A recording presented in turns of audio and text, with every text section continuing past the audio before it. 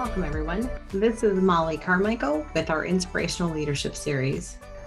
Please join me in welcoming Randall Lewis to hear about his journey to leadership and a little about him personally as well. Randall is currently serving as the Executive Vice President and Principal for Lewis Management Corporation, which has operations in California and Nevada. Randall is part of a family-run business going back many decades. It's quite a legacy that he and his family have been a part of. And starting from the very beginning, it's pretty impressive. I won't steal too much thunder, but it started with his parents. And from then to the present, they've built over 60,000 homes, over a dozen master plans, 11,000 apartments, more than 30 shopping centers, and they have more than 30,000 future homes and apartments planned for the future. Randall and his family aren't the typical developer or builder either. They are very active and philanthropic supporters of health, the arts, and truly building healthy neighborhoods that mean something. In fact, the company just donated $10 million to the Urban Land Institute. It's the largest donation in ULI's history ever towards building more sustainable neighborhoods. He's very involved in the community and many boards in all of these categories throughout the industry. And he has this magic ability to show up at just about every new home community opening, at least I think I've ever been to. He is definitely a researcher at heart for sure. And I think most importantly, the thing I'm the most impressed with Randall is he listens really well. And then he takes that information again to build the future. So please join me in welcoming Randall Lewis.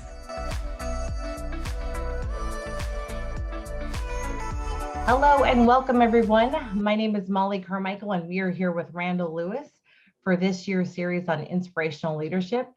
Randall, welcome. Thank you so much for joining us. It's a huge privilege and an honor to have you. So we're going to dive right in today and we're going to talk a little bit about you as a starter, if you don't mind. And I'm going to start with the most basic question of all, which is, share with us what your role is at Lewis Operating Company. I get involved, Mollie, in a lot of the strategic initiatives of the company. I still spend a lot of work on the marketing side of the company, get involved in a lot of the government relations issues for the company. I'm involved in most of the philanthropic efforts of the company, try to set the tone in terms of the vision for the company. We've got some great people working here, but I get involved in the things I feel I can do a good job at, or the areas where I have some expertise. And on that note, I think you and your company made a pretty generous donation just recently with ULI. Do you want to share a little bit about that? I believe the number was about $10 million. It was 10 million. It wasn't all cash. We're a developer, so we got terms on the deal. It was good. Nonetheless, it's quite a generous donation. Thank you. We're lucky we were able to do that.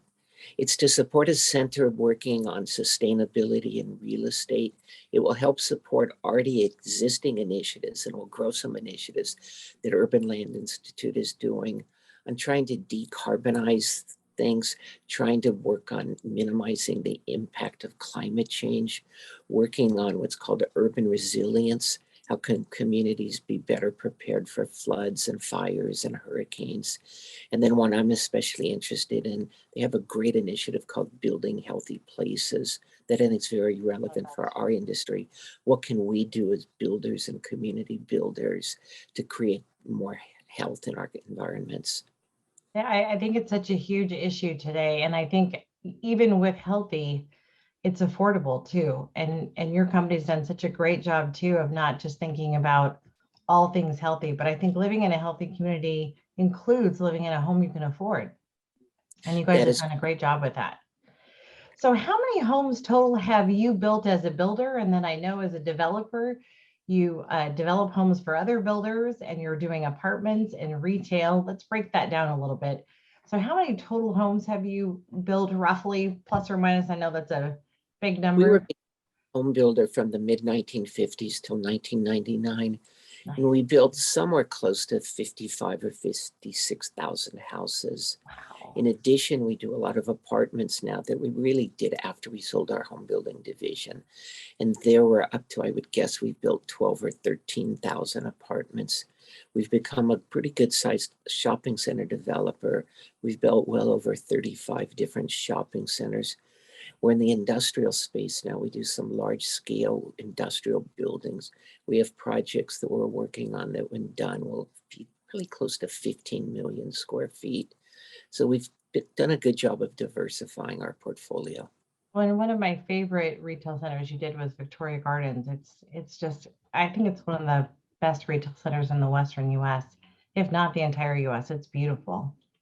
Thank you. That was a partnership with Forest City, and a lot of the things you like, they get the responsibility for, but we played a nice role on that. And I get a lot of pride. I go to Victoria Gardens at least once a month, and it's a source of a lot of pride for our entire company just to walk through it and say we were a part of something great. I think every great community, it is a partnership, and there's so many pieces to pull it together. And that's something I think you guys have done a really good job of, is not only working with the builder, but the planners. And I think everybody involved really respects the whole process. So it's neat to see it all come to life as you work through those things. Well, we're gonna roll back a little bit, and we're gonna talk about the company itself shortly. But I want to talk about you. And so one of the big questions I have for you is, tell us a little bit about kind of where it all started, and how the company formed. And you mentioned it was a family company. So I'd love to hear sort of the beginnings and a little bit about the history. How did this all come together? Well, it all started with my parents, who were the founders of the company and great teachers of their children and the employees. So my parents were both accountants, and in the early 1950s, they had some home building clients. And I wasn't present at these discussions. I was 2 years old, but I'm sure what they said was, "If these people can do it, we can do it." So they went out on their own and did their accounting practice and became home builders, and started very, very small with little subdivisions. We moved as a family to Claremont, which is on the edge of the Inland Empire, I love and grandma. began becoming a home builder. We expanded to Las Vegas in the early 1960s, and Reno and Sacramento in the early 1970s.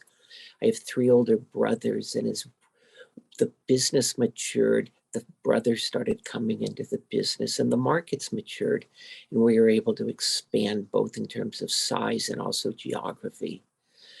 We now are a company with over 700 employees, and we've Wow.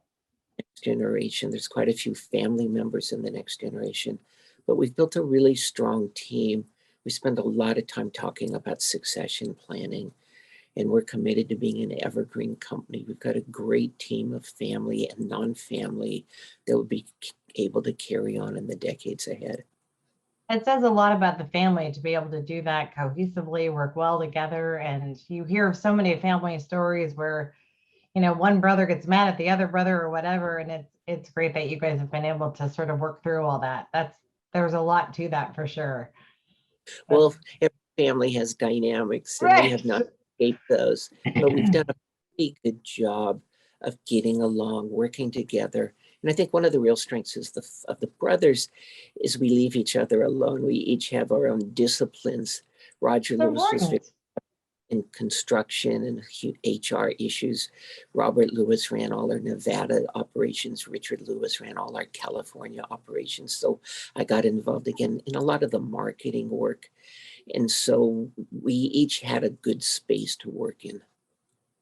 Growing up when you were really young, pick any time, as you were looking up at your parents doing all that they were doing, you know, did you see yourself in the business, or what did you want to do when you grew up? Did you naturally see yourself coming into this business, or tell me a little bit about that?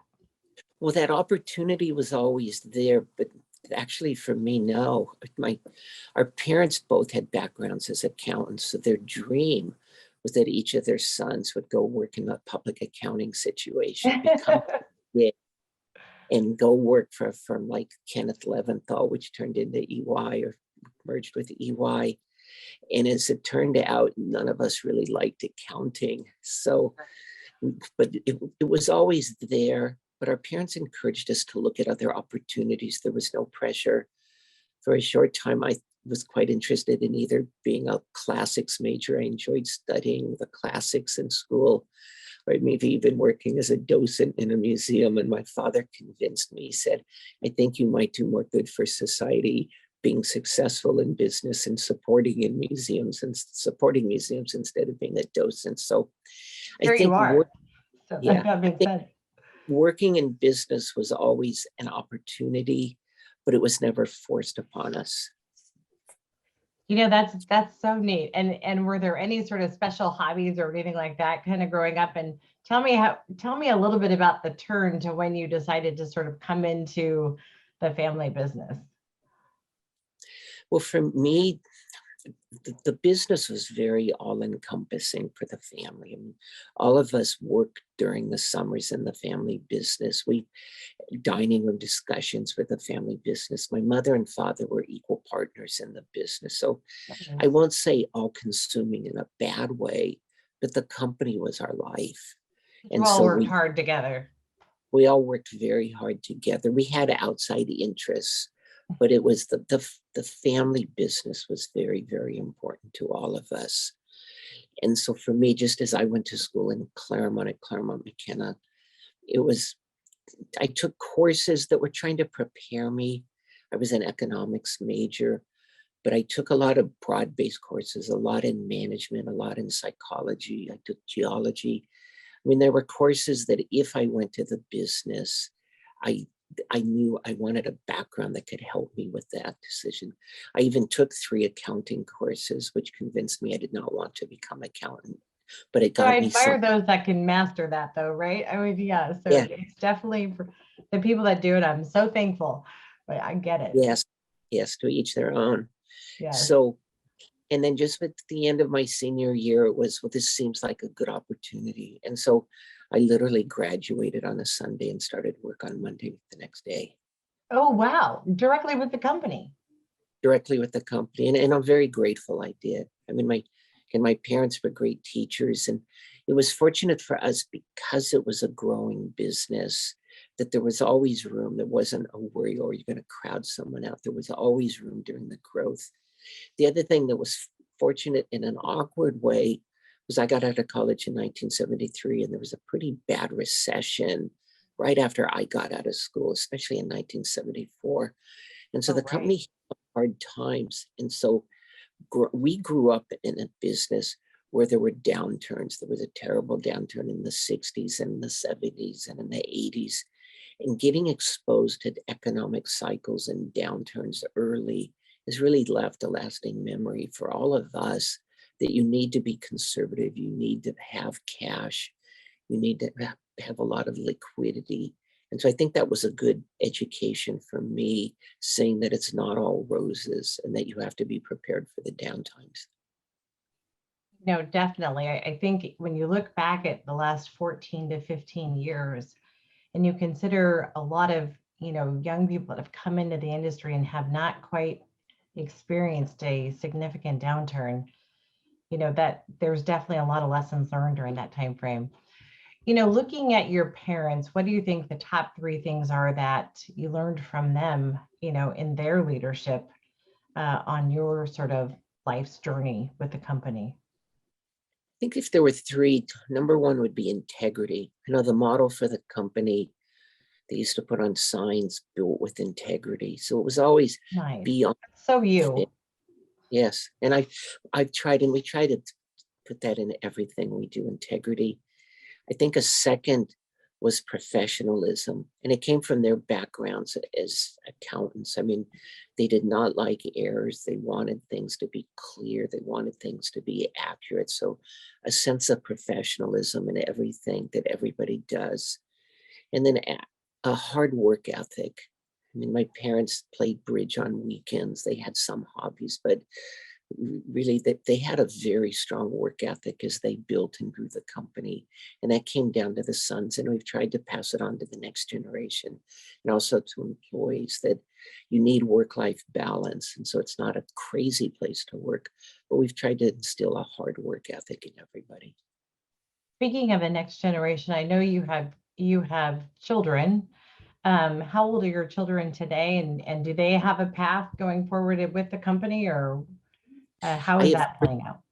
3 children, Sarah, Riley, and Rosie, and they are all working for the company. It gives me a lot of joy. And they followed a path very different than my path. They all went away. And what we said to them was sort of what my parents said, you could work for the company right away, but you might want to do something else. So each of my kids went off. They lived in San Francisco and Washington. At one point, all three of them were living in New York City.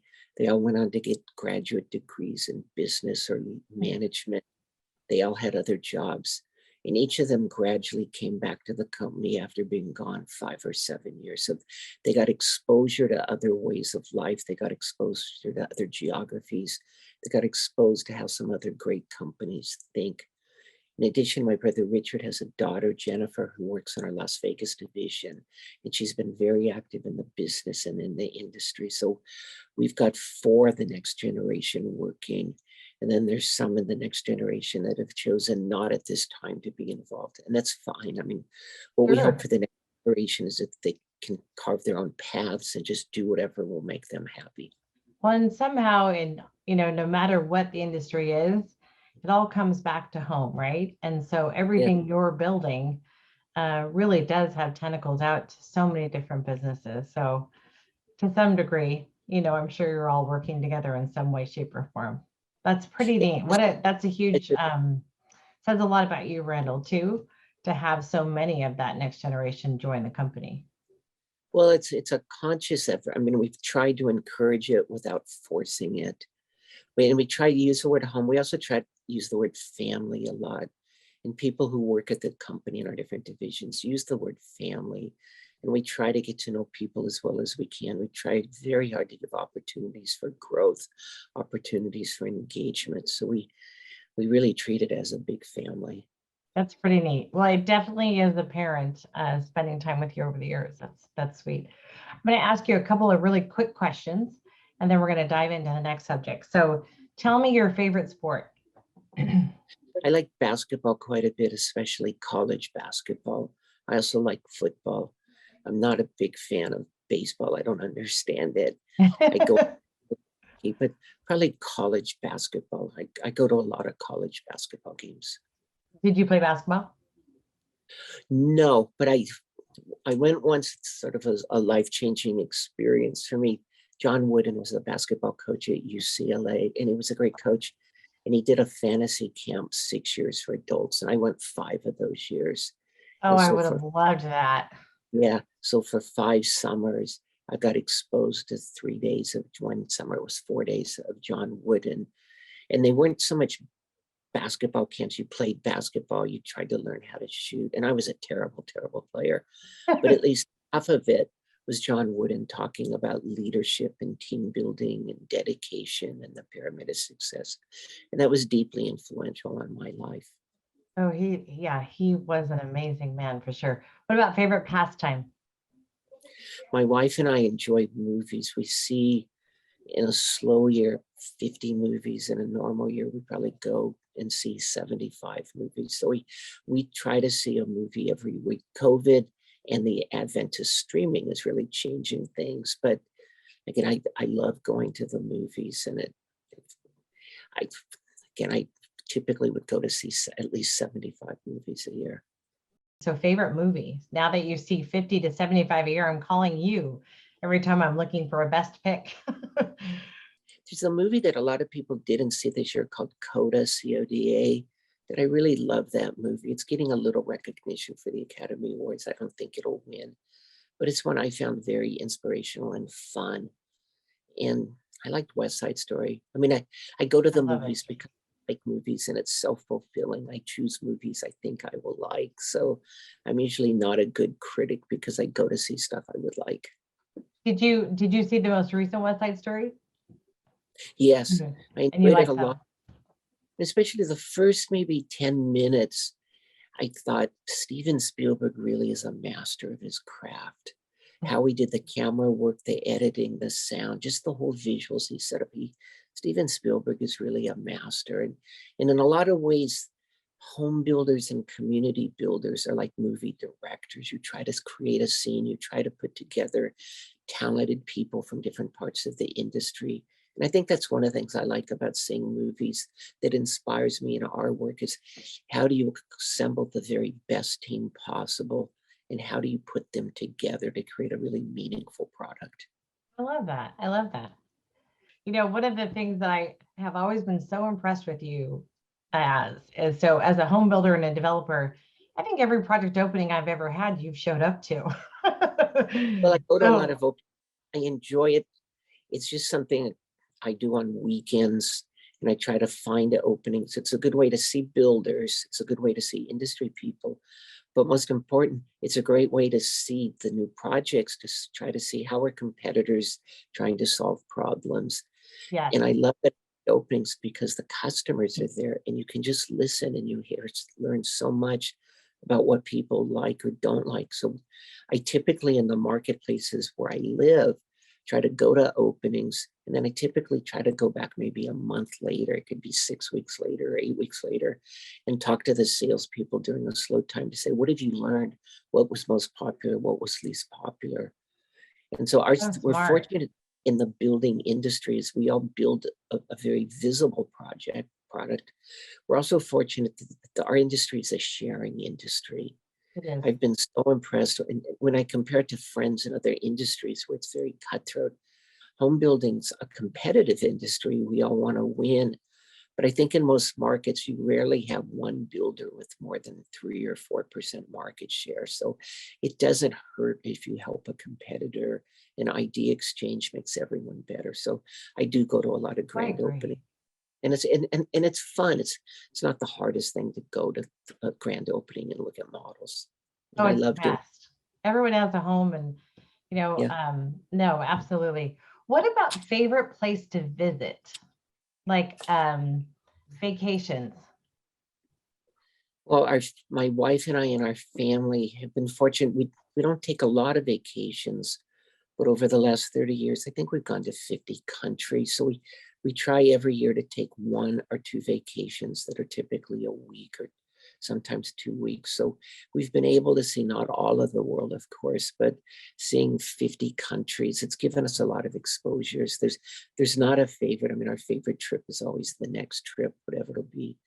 We were able to go to Egypt in November. My wife and I had a great time, and it was very inspirational because I studied the classics growing up, and to see Egypt was fun. And then this probably won't surprise you. We got there 2 days early, and I went to look at model homes and communities in Cairo, where there's some very good work being done, mostly with American consulting firms, not entirely, but it was fun to go to housing projects in Egypt just to see how they do things differently. Oh, that would be interesting. What are the key differences in home? Did you notice I any think big one of the differences? some of the luxury houses, you always think you're smart and you know what people are doing. And I looked at some of the kitchens and I thought, well, these are very closed off kitchens. Why aren't they like all the smart people in California, Nevada? But as I talked to a number of salespeople, they said, you don't understand. The Egyptians who can afford these houses are probably having staff cooking and preparing the meals. And so they don't want the staff visible. They want to cook somewhere else. And also with a lot of the Egyptian cooking, a lot of it uses spices and foods that have smoke and smells. So what I thought as an outsider was a mistake. After I listened, the Egyptians are very smart. They know what their customers want. So that was Sure. one of the big differences. I think some of the similarities, though, because they used American consultants, they used others too, was how similar their master plan communities were here. That the Egyptians realized that when people buy a house, they're buying more than a house. In many cases, they're buying landscaping or gates or a recreation center. So the Egyptians have a number of great communities where they're doing very fine work at building a sense of community. Do you normally visit new home neighborhoods when you travel throughout the world?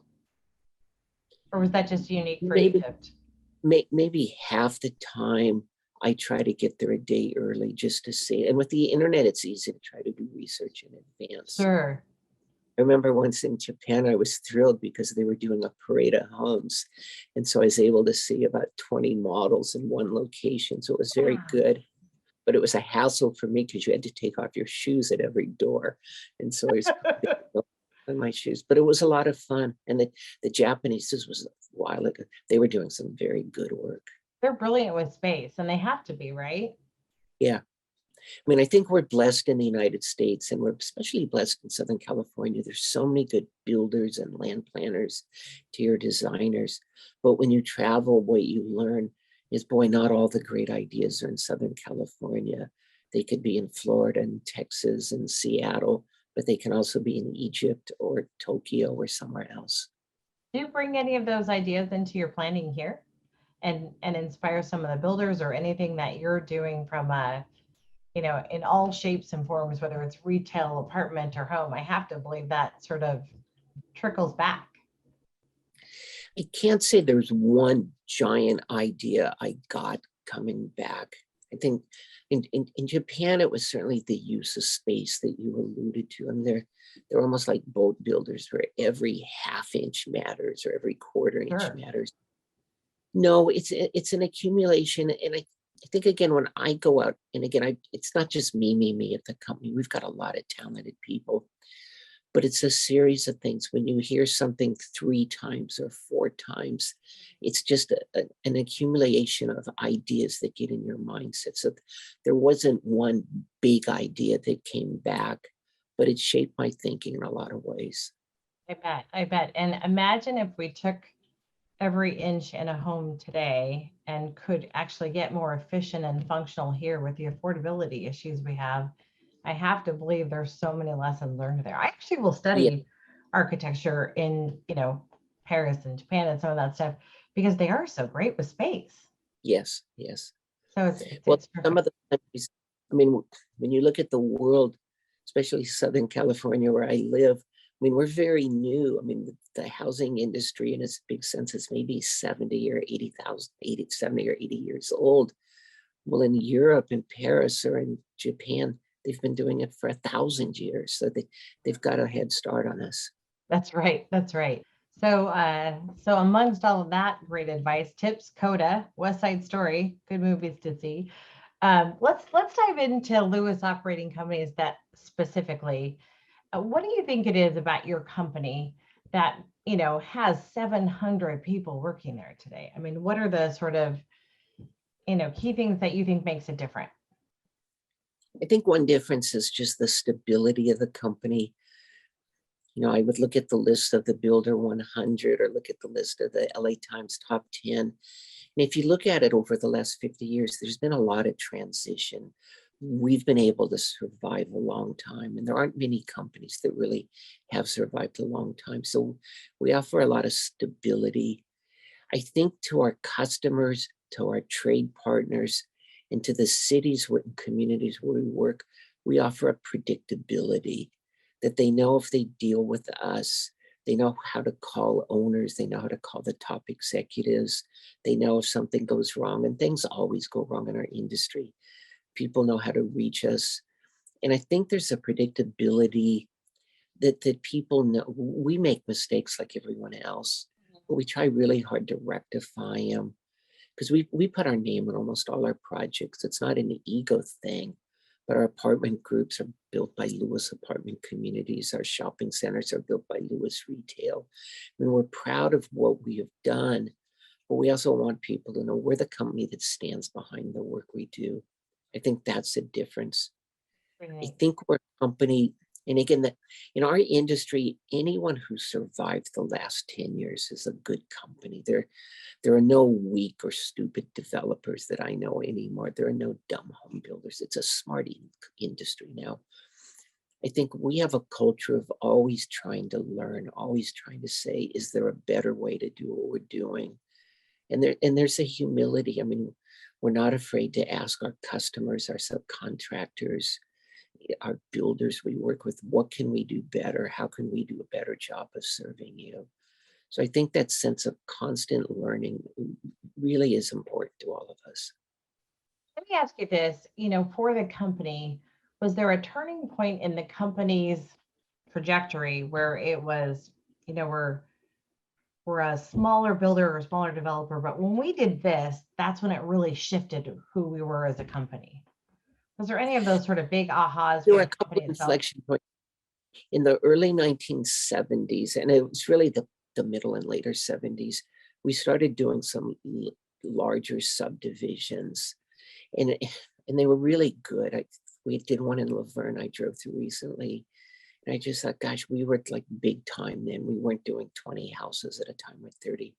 So I think it was some of our growth in the 70s, in the boom of the 90s, 1995 to 1999. I think no one is bulletproof in our industry, but we enjoyed enough success that we knew whatever downturns we would survive. As I said, we're a company and a family that went through a lot of cycles, and you always had that worry, will we make it through this cycle?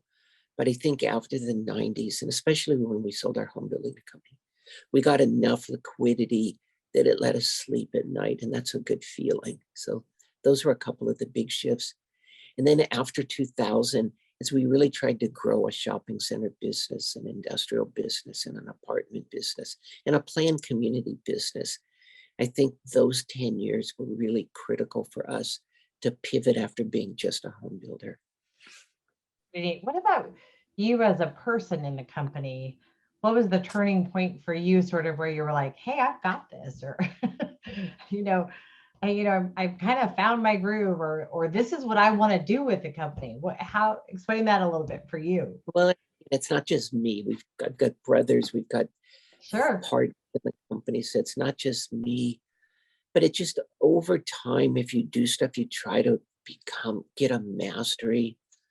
But I talked about Steven Spielberg, and I remember he was speaking, I think at the Oscars, to Akira Kurosawa, an 80-year-old Japanese filmmaker. And Kurosawa said, I still feel like I haven't mastered the art of filmmaking. Well, I feel that way from my career, that there's still so much I want to learn and so much I want to get better at. So it's a journey, but I mean, I'm comfortable with our company. We are a very good company, but I'm also sure we have a lot to learn and a lot of ways we can get even better. That's what makes you guys so good, is you're constantly striving to be better. And I think that's true for many of the greats in our industry, is they're constantly trying to do it better. Yes. How did you fall into sort of the part of the company, though, that you're in versus where the other three brothers landed? Well, two ways, one good, one bad.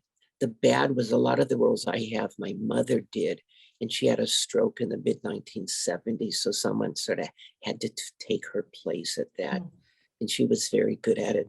The good was, it just so happened that a lot of the things like designing floor plans or working with customers were things I'd studied in school, trying to be really consumer oriented. So it was just a very happy marriage. If there was a need, and also was things that I like. And I think that's been a success, not just for my brothers, but for the next generation. And I hope for our key employees, is we try to put positions and put people in positions where they get to do what they want and where they can thrive. So that's how it happens. That's pretty neat that you were led by a strong woman, and your parents had such a great equal partnership. I mean, that was probably pretty unique for that time, right? Oh, it was unique. And when we were operating 5 divisions, 2 of them, our Nevada divisions, were both run by very capable women who played an important role in the history of our company. So our family, and especially my dad, was very much involved in equity when it wasn't popular in the 60s and 70s. He was a real champion of fair housing. And it wasn't always popular in Southern California to be an advocate of fair housing, but it's just something that we grew up in. It's in our DNA to try to do the right thing and celebrate diversity, try to give everybody an opportunity. That's pretty neat. So today you guys are building a lot of master plans and continuing the apartment front and retail and some of that. What are the key things in your developments that are core principles that you're looking for the customer? What do you think are the most important elements that you guys plan for? Well, we try to look at a number of stakeholders, and that they all have different interests. First is the community where we do work. We want to be a good member of the community. It could be the neighbors that are next to us, but it could be the city or county as a whole. I think secondly, we recognize very important customers for us are the home builders who buy land from us. And they are the ones who really write our paychecks. So we try to be as good as we can for our builders and understand their needs and be sensitive. We were a builder for so many years. We try to be sensitive of the challenges they're facing. And then it comes down to what you might call as a research, the consumer, but there are customers, and try to say, what do different customers want? That's why I respect so much the work that you have done over the years, Mollie, the work that your firm has done, and some of the other great market research firms, to teach us that there are a lot of different segments, and that what one segment wants might not be what another segment wants. We really try to understand that. I think one other differentiator is this recognition that the house is really the most important element, but it's not the only element. And it could be supporting schools, or it could be supporting clubs or volunteerism or activities. It could be partnering with the YMCA or the Boy Scouts in the neighborhood. It could be health programs. Right now, we're going to try to do a lot on sustainability to try to say people are buying a total package. The house is really important, but it's a lot more that will drive customers to want to be in your community. And we hope also will drive economic results. So we have to make money to stay in business. And we've just found if you do all the elements right, the profits will follow. Absolutely. It's but everything we do starts with people. It's such a big part of everything that we do, and really understanding that's a big part of something I believe in. You have to, sure. and it sounds too romantic, but you have to love your customers, you have to love your employees, you have to love your trade partners, because they're the ones who make it all happen, and we live to make their lives better. I would say to love them, you have to listen. And that's such a core part of it. And it sounds like you're doing, everything you have said is about listening and, seeing what people are doing and visiting even other countries and listening there and listening in the models and listening to your builders and listening to your contractors. And as important, or most of all, listening to people and how they live and what they want. What's an old cliche, but it's true. There's a reason we were given 2 ears and 1 mouth. I've never heard that before. Yes. That's hysterical. That's perfect. Okay, well, this has been fantastic, by the way. I want to end with, tell me your top inspirational people in your life. If you were to tell me the top 3 inspirational people in your world and why. I probably would name 4. First, my mother and father, though they count as a tandem, just because they were able to build something out of nothing. They created an enduring value, and they were great teachers. So my mother and father would be number 1. Number 2 would be a professor. There's a management professor named Peter Drucker, and I was lucky. I was able to take 3 classes from him in college, and he was just really a fantastic professor. And I learned so much about efficiency, effectiveness, understanding demographics. That Peter Drucker was so far ahead of his time. And probably John Wood, and going to these basketball camps and I've read every book he ever wrote, just on, again, team building and the pyramid of success. And so I think those would be the ones who really have shaped my life the most. That's such a perfect, I think, summary to who you are as a person, right? So you've been such a leader, and through philanthropic efforts like the recent donation, kind of teaching in so many different categories. And you're certainly going to leave a legacy, much like your parents did. And the company that you are leading today, it's definitely a large family of 700 plus people. That's a huge responsibility between you and the rest of the family to do together. Yes. And it's interesting to think that those developments and everything you're doing, they're going to be here for hundreds of years. That's such a responsibility. We from cities sometimes that they like about us, because the cities will say, well, most, especially some builders, they want to get in and out, and they say, you guys care about it because the project's going to be there for 50 years or 100 years. Sure. And we take that kind of perspective. We really try to think, how will a community age? Have we built in the systems for governance? Have we built in the kind of landscaping that will be better 50 years from now, not worse? That's pretty terrific. One of the people I learned a lot from was Jeff. Jeff and I went out a lot of time looking at houses, and one of the things, Jeff is far more of an entrepreneur than I am. And I've Oh, admired him now away from a distance. But I think one of the things Jeff taught me was just how to use data. I mean, the whole Zonda world, how to use data in new ways. And so today it's, yeah, of course you do that. But Jeff was doing it 30 years ago. Jeff was figuring out, let's find the best selling floor plans, or let's look at market share. He was so unbelievable. And he still is.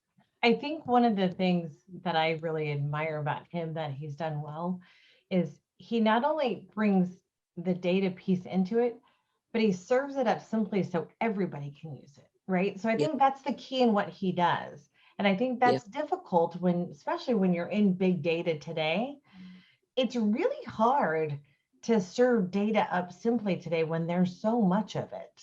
That is an art. So Randall, what are the things that actually make you wake up early in the morning and stay later when you need to? What are the things that get you excited about the office, what you do, and what's important to you? this will be a weak answer, but everything. I mean, my wife tells me she sometimes is envious because I go to work smiling. I mean, I really like working with great people. I like seeing our team members grow. I like trying to work. The family part is important. It gives me a lot of pleasure to be able to work with the brothers and with the next generation. And we've got key executives. Our CEO has been with us 45 years almost. And we Wow. now works for us. And so it's a lot of pleasure to work with great people. It's a lot of pleasure to work with great builders. We learn from our home builders and to work with the consultants we use. And then most of all, I think, is just the sense of pride. I always tell employees our business, the home building business, the community building business, it's really a noble work that we do. I mean, we provide the most important part of people's lives where they live. And so that just gives me so much satisfaction to be part of an industry that says we're doing something important. And as I look at our competitors, almost all of us, we are doing really good work. And I'm very proud to be part of this industry. That's perfect. Well, Randall, thank you so much for joining us today. And thank you, everybody, for joining us as well. We appreciate your time so much. Again, Great. thanks for Thank you joining very us. much for the opportunity. Yes, Keep up the work. thanks, Randall. Thanks everyone for joining us today with Randall Lewis. There were a lot of takeaways there, but I'm going to hit some of the highlights of true inspirational leadership. My first one was work hard, play hard in everything that you do. And frankly, if you love what you do, it's not a job. I thought that was a great quote. The next one is listen and observe kind of everything around you, your family, your friends, listen to your consumers sitting in models. Even when he goes to a movie or he goes to another country, he's constantly looking for areas to learn. The next one is inspire all generations to make a difference. This next generation, they've got to carry the torch and keep it going. The contribution in Randall and his families, I mean, all that they've created is huge. More than 60,000 homes, you heard it at the very beginning. And then last but not least, we have to make a difference in what we do. This is going to go on for generations well beyond us. It's both a joy and I think a responsibility.